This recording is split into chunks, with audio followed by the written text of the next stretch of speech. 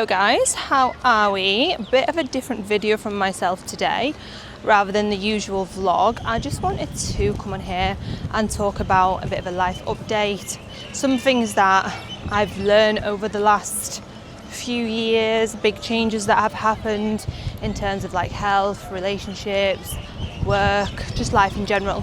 So whilst I'm coming for a walk, as the weather's beautiful today, I thought I'll talk about it. First of all, obviously we all know that Dubai, well, if you've been living under a rock, Dubai has not been the greatest place to be at in 2026. I feel like there's been 2026 has just been mental. We had obviously the war stuff starting and everybody fled Dubai, but look, we're good. Kids are playing in the park, the sun is shining, finally after, floods, storms, we've literally had it all. And I feel like today's finally, after like 2 weeks of shit weather, we've finally got nice sunshine and able to go outside again. So it's been a little bit chaotic over here in Dubai, but nevertheless, I've stuck, I've stayed. Obviously, it's one of the safest places on planet Earth, despite all this. Like, I know a lot of people see stuff on social media, on the British news, like Dubai's so unsafe, it's this or that. Put it this way, Dubai has one of the safest and most advanced airspaces in the entire world. If this was to happen in the UK, we'd all be doomed. We would all be severely doomed and probably dead. Whereas here, yes, there's interceptions and there's very few casualties, but it's nothing like it would be anywhere else in the world if this were to happen, and everybody's going about their normal life. Look, kids are playing in the park, nobody's scared. The alarms that we get are just the new norm. Like, don't get me wrong, I get a bit of PTSD because we got hit near where I live, and yes, it was a little bit scary for a while, but we're all good, we're staying. Dubai is also very cheap now, very quiet on the roads, so from that perspective, it's the perfect place to be. So yeah, I'm very, very settled. For those of you who have followed me for a long time, whether it's on Instagram or on any social media platform, you'll know that I've been a nomad. I've been travelling about here, there and everywhere for the last few years, trying to decide where I want to live. I'd been in Dubai most of the time and then kind of leave to go to Spain, and I've been to Miami and just been here everywhere trying to decide where I want to stay. But realistically, Dubai is my home. I've been here, it'll be 5 years this year, and I feel safe and settled now. Especially, me and I used to have our own place together, and I've just got a nice little routine. I love my group of friends. I love the community that I'm a part of and the one that I'm building. So things are going really, really well. So I can't complain at that at all. Love life. Still non-existent, severely non-existent.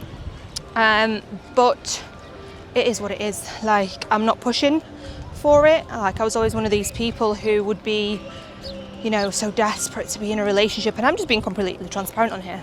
Right, let me get seated and I'll carry on. Here we are, what a beautiful backdrop we have. I would be always one of them people who wanted to be in a relationship, and I just always wanted my life partner, but I've come to realise that the older I get, the wiser I'm becoming, and I've done a lot of inner work, a lot of inner healing, and I'm no longer desperate for love because I love myself, for one. That was one thing that I went to work on, was self-love. But also, I'm not just going to settle. Like before, I would tolerate anything and everything because I just wanted to be loved, even if it wasn't real love. Whereas now, I know my boundaries, I know what I want, I know what I will accept and what I will not tolerate. So I feel like once you've done the inner work, the right person will eventually come along. And a lot of people, are out there and just settling because they feel like they're getting older. And I'm 30 very shortly, and that's always been a biggest fear of mine. I thought I would have kids and be married by 25, but business for me was really important, and friends, and working on myself, because I did not want to go into a relationship knowing that I have traumas or unhealed parts of myself, because then I'll take that into the next relationship. So I'm in a very content place with things at this moment in time. Definitely cannot complain. I've had therapists, I've done family constellation, I've done I've done hypnosis, which was very transformational for me, with different practitioners, and I've put in the time, effort and the work to better myself. And one thing that really stuck by me, what my therapist, well, she won't want me to call her a therapist, she's a psychologist, told me, an analogy that I thought was absolutely amazing, is imagine a stream.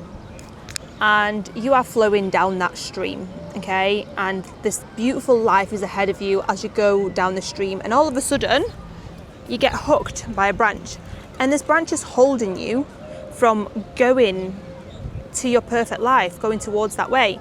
And the branch can be anything. It can be a relationship, it can be a person, it can be a friendship, it can be a job.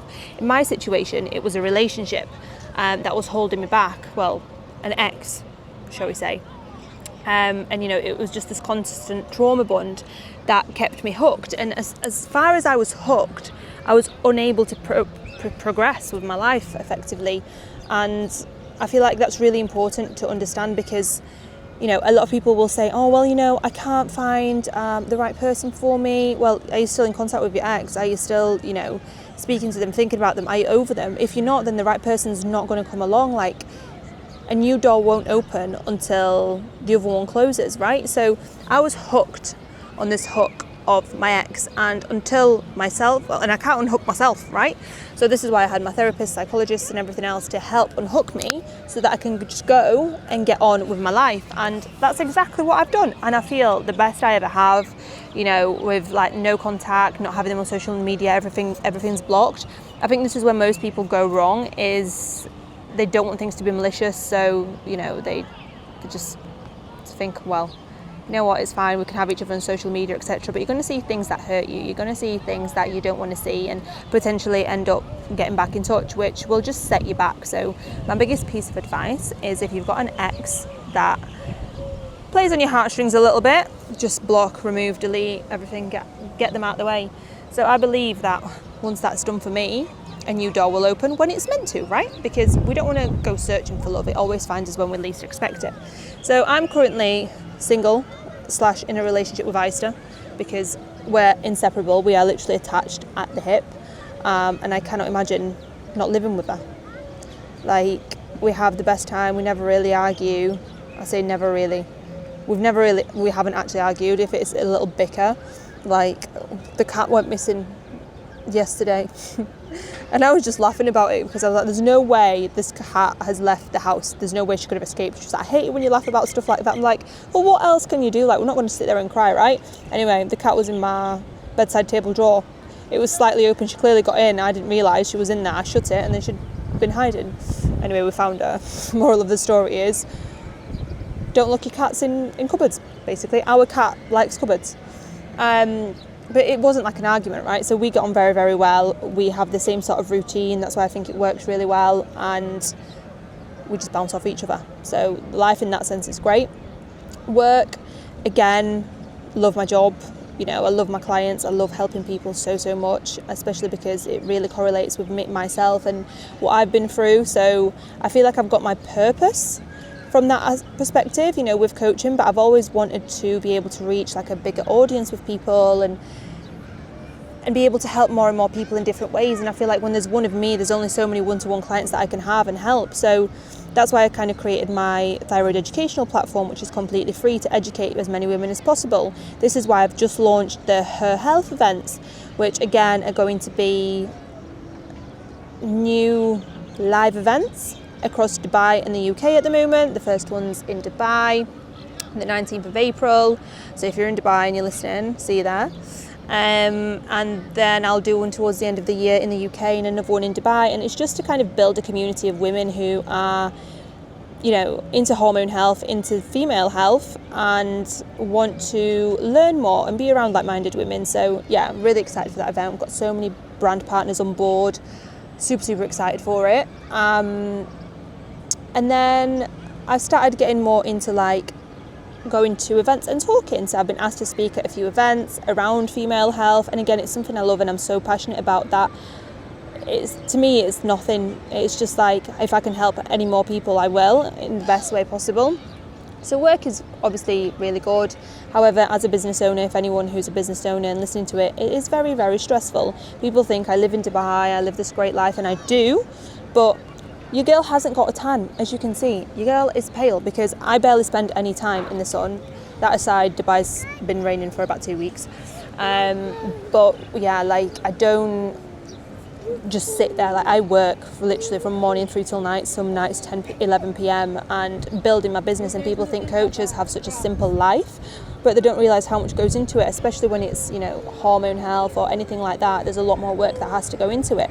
So yeah, work is very, very busy, and I can't remember last time I had like a week off. Maybe I've had 1, 2, max 3 days off as a holiday, but in May I will be taking a week off as I'm going to a retreat, which I'm not going to tell you what the retreat is just yet, but when it comes to it I'll definitely vlog it and keep you all up to date. So from that aspect, things are really, really well. I'm going home in May. I'm going to spend a few weeks in the UK, see my clients. We've got a team shoot with the clients, and then come back here and go to Paris actually with Ista for my birthday, and see where else I can go in the world. Just do a few little trips through the summer and then come back here and settle again and get back into my good old routine. But I feel like I've really changed as a person over the last 4 years even. I used to be so controlled by other people. I was such a people pleaser. I never wanted to say no to people because I thought I would let them down. And in 2025 I made it a big goal of mine to set boundaries and to start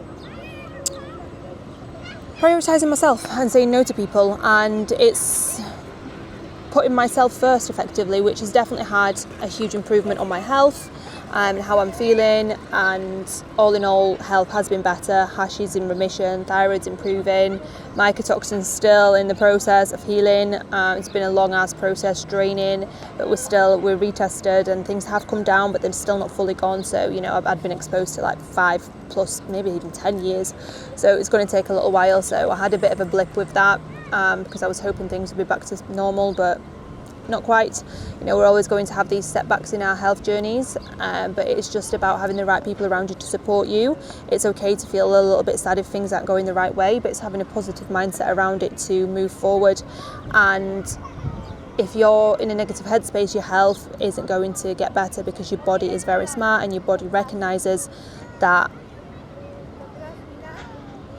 What's the word I'm looking for? Your body recognises it basically. Like, if you are telling yourself, you know, oh, I've got a headache, or I'm not well, I'm never going to get better. Like, you aren't. You really, really aren't. And I can sit here and say that I've been that person playing the victim, you know, victim mentality, and it's hard to get out of, but it's training your brain to flip the script and be like, no, you know what, I'm healthy, I am getting better, I'm working towards it, and finding those little wins. Now, when it comes to relationships, whether it's friendships, family, boyfriend, girlfriend, toxic relationships can have such a negative effect on your health, and I've seen it hands-on, and I'm not blaming that person, I'm blaming myself for not recognising it and for carrying on.